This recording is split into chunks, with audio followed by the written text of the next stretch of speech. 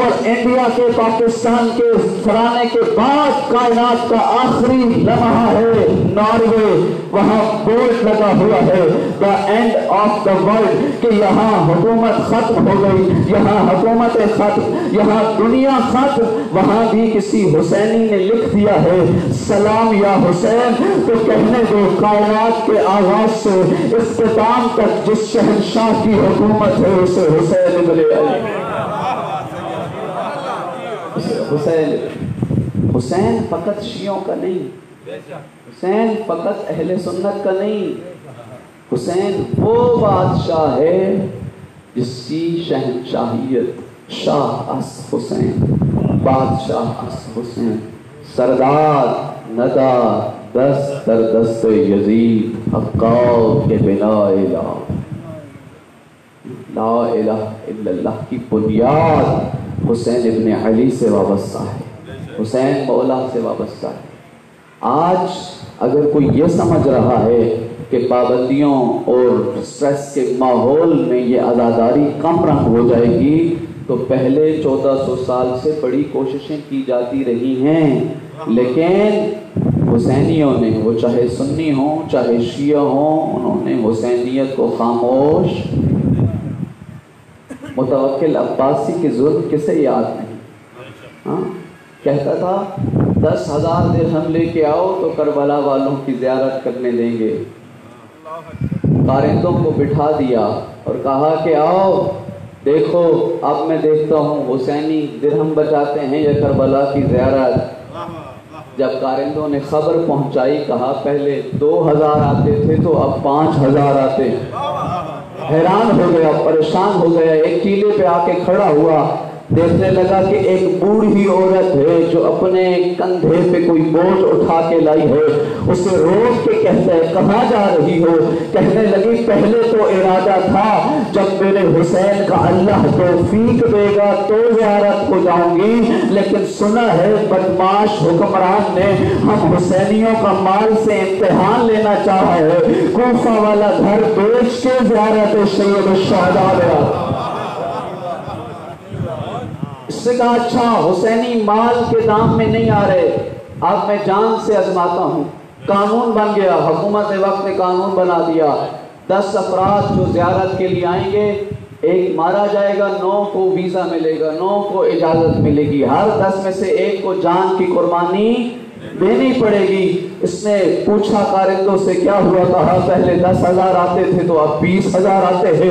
اس کی عقل ٹھکانے میں نہیں رہی، یہ کیا جان کی قربانیاں دے رہے ہیں اور آ رہے ہیں۔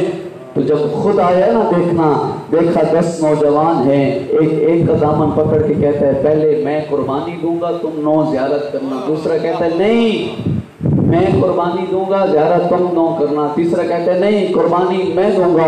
یہ ان کو پاس بلا کے کہتے ہیں تمہاری عقل ٹھکانے میں ہے، کرنا زیارت چاہتے ہو کرے گا؟ اسے حسین ابن علی خود استقبال، اس کا حسین ابن علی خود استقبال۔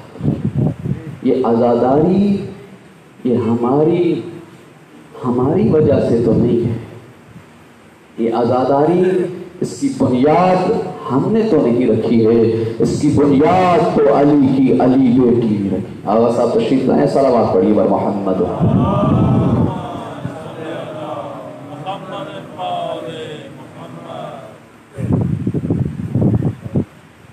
صلوات بر محمد۔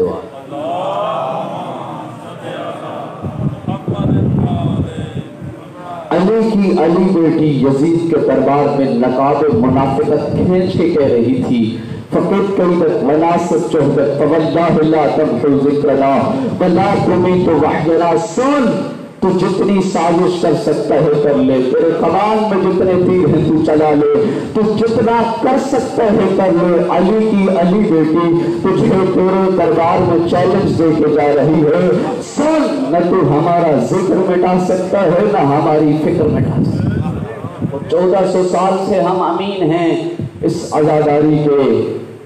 ہاں یہ عزاداری کم رنگ نہیں ہونے دے۔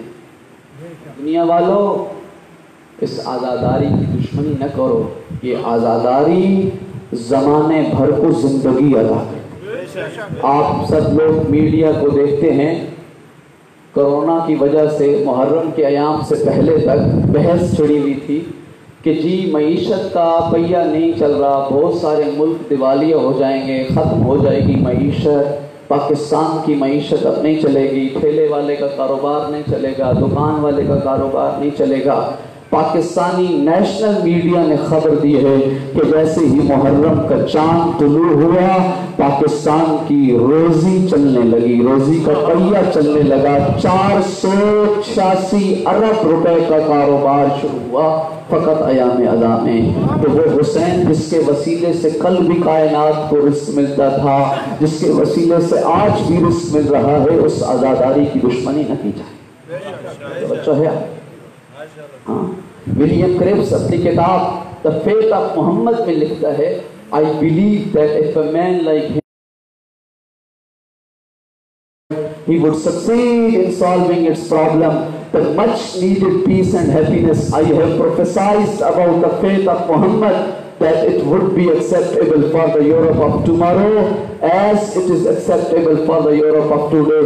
وہ غیر مسلم ہو کے لکھتا ہے، دنیا والوں سنو، اگر آج بھی مسائل کا حل چاہتے ہو، معیشت کا حل چاہتے ہو، جہالت کا حل چاہتے ہو، کائنات کا کوئی مسئلہ درپیش ہے اس کا حل چاہتے ہو، تو کوئی محمد جیسا ڈھونڈو جس کے پاس کائنات کے سارے مسائل ہوں۔ میں کہوں گا دنیا قریب سے حسرتیں کر رہا ہے، آج شیعہ قوم کے در پہ اس کے پاس ایک ایسا محمد ہے جو آخری زمانے میں آنے والا ہے۔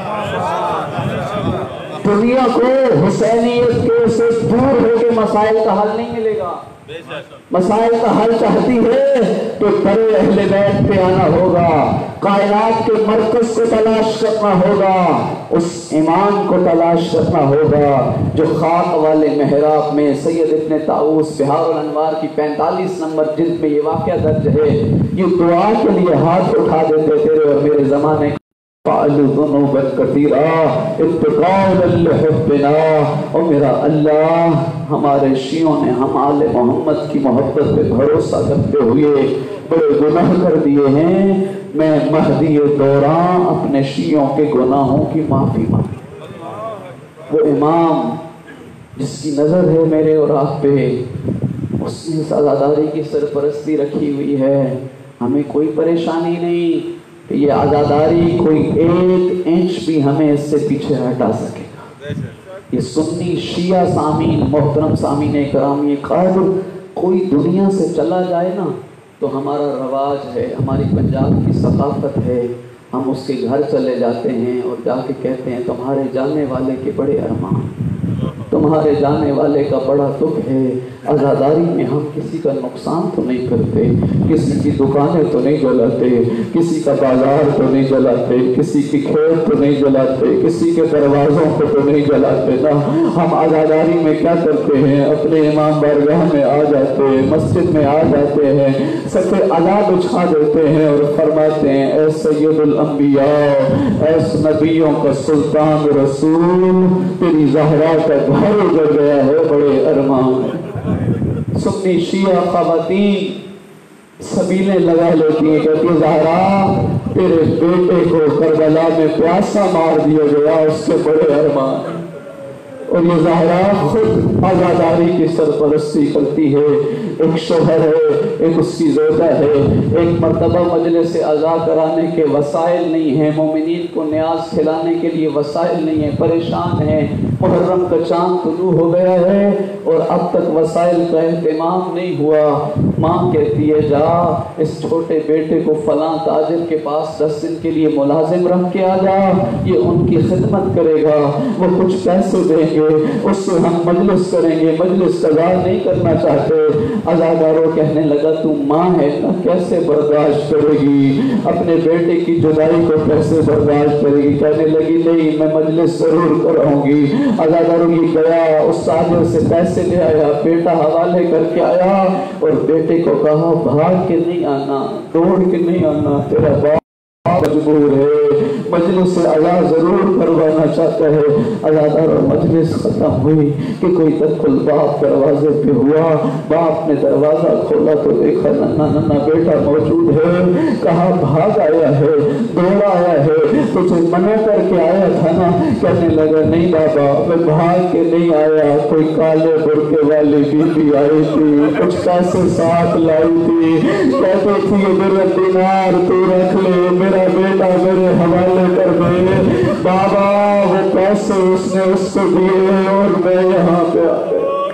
इस आज़ादारी को कोई गम नहीं कि ये आज़ादारी कम रंग हो जाएगी, इसलिए कि हुसैन की माँ 1400 साल से इस आज़ादारी की सरपरस्ती कर रही है। इसलिए कि इसकी पहली मजलिस अली की अली बेटी ने शाम में मुनक्किद की है। सज्जाद अब रिहाई मिल गई है, लेकिन अपने भाई की फतह का ऐलान करके जाना चाहती हूँ। क्या कुछ ख़वातीन में ऐलान करा दिया जाए, मेरे लिए एक मकान खाली करा लिया जाए। मैं बानियाने अज़ा से कहूँगा, आप सामीन से कहूँगा, 1400 साल बाद अगर कभी कोई ज़हन में आए ना कि आज़ादारी इसलिए कि बड़े बड़े नाम बड़े बड़े इश्तिहारों में छपवाए जाएं, आज़ादारी इसलिए कि कोई कहे कि बड़ी इबादत हुई है, बड़ी वाह वाह हुई है, बड़ी शोहरत इक़्तिदार मिल गया है कि उसने बड़ा जलसा कराया है, तो एक मर्तबा करबला की तरफ मुँह करके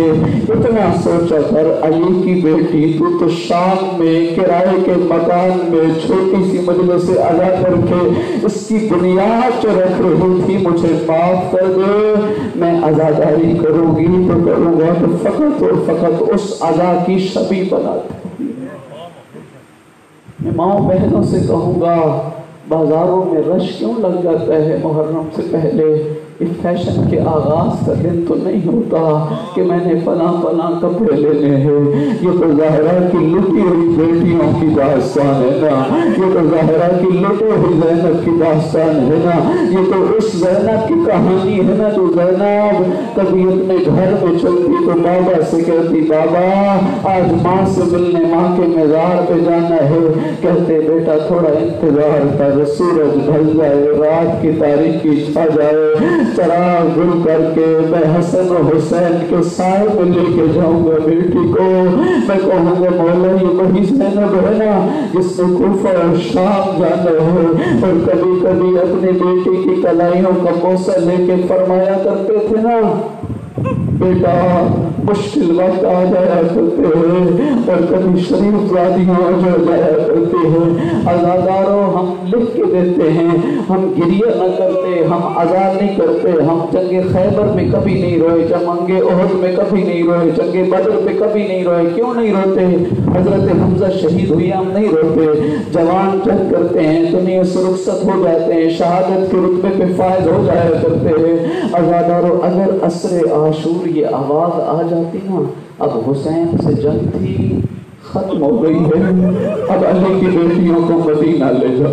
अज़ादारों पुराने अज़ादार बैठो, मजलिस से सुनते आए हो, क्या छोड़ दूँ मसाहब? ये आवाज़ आई थी, हक बनता था ना, हक बनता था नबी की उम्मत का।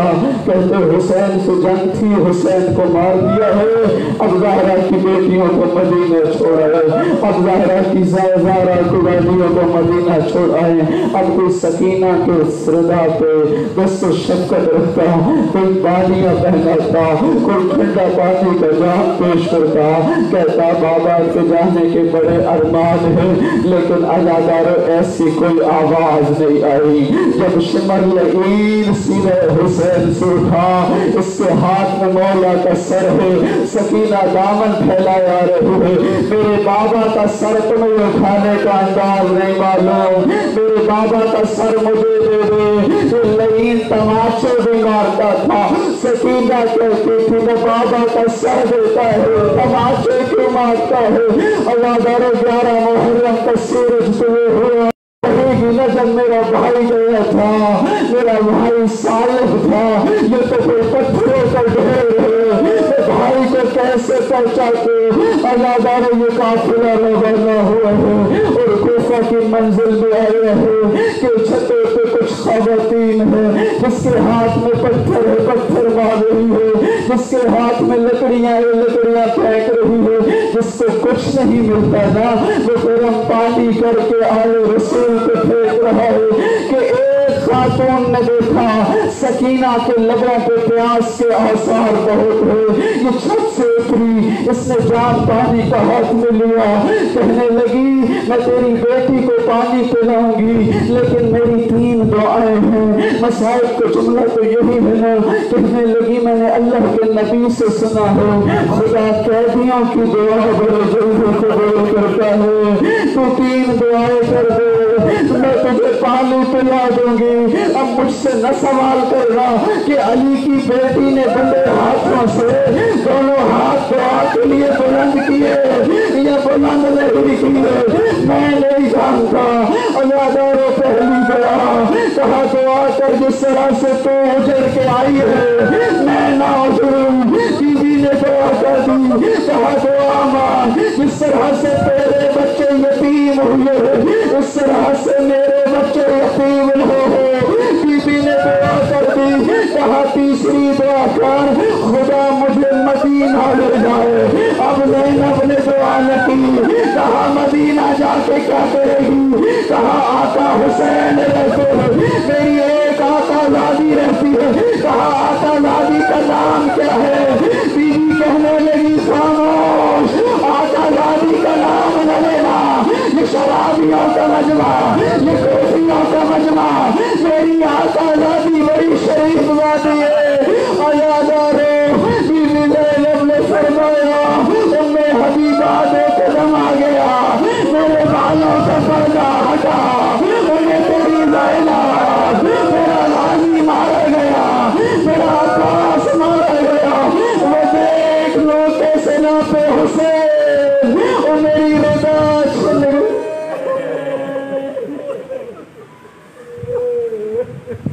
اجرکم اللہ، شاید کوئی ایک آنکھ ایسی ہو جو وضو کیے بغیر ایماندار سے جائے تو بس ایک جملے کہہ کے جا رہا ہوں۔ یہی پنجاب میں ایک جج بیٹھا تھا جس کے سامنے کوئی قاصد سزا دے رہا تھا، فلاں شخص آ جائے، فلاں شخص آ جائے۔ عزاداروں اس جج کی کچہری میں اچانک زید کی قلم ٹوٹ گئی، ہاتھ لرزنے لگے، گریا کرنے لگا، مقدمہ چھوڑ دیا۔ قاصد نے پوچھا، لوگوں نے پوچھا رو کیوں رہے ہو، کہنے لگا 1400 سال بعد اتنا برداشت نہیں کر سکا کہ میری کچہری میں کوئی کسی عام خاتون کا نام لے کے کہے زینب حاضر ہو جائے۔ اللہ جانے سجاد 1400 سال پہلے کوفہ شام میں کیسے سن رہا تھا، علی کی بڑی بیٹی کو بلائے